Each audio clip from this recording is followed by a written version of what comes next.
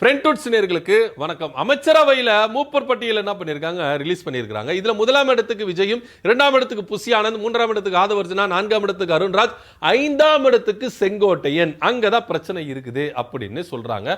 செங்கோட்டையன் ஆதரவாளர்களா ரொம்ப அதிருப்தியில் இருக்கிறாரா. நீங்க கட்சிக்குள்ள போய் சேரும் போதுதான் உங்களை நான்காம் இடத்துல ஐந்தாம் இடத்துல வச்சாங்க. நீங்க இப்ப அமைச்சராக இருக்கிறீங்க. அமைச்சரவையில் எக்ஸ்பீரியன்ஸான யாரு?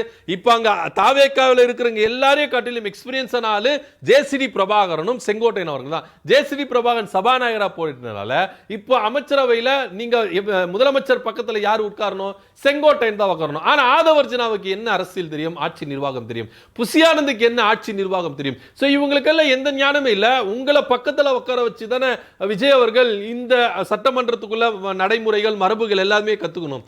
ஆனா உங்களை ஐந்தாம் இடத்துக்கு தள்ளப்பட்டிருக்காங்களே, இதெல்லாம் எங்களை தாங்கிக்க முடியலனே அப்படின்னு சொல்லிட்டு செங்கோட்டையன் ஆதரவாளர்கள் என்ன பண்ணிருக்காங்க, அதிருப்தியை வெளிப்படுத்தியிருக்காங்க. இது விஜய்க்கு ஒரு நெருக்கடி அப்படின்னு கூட பேசப்படுது.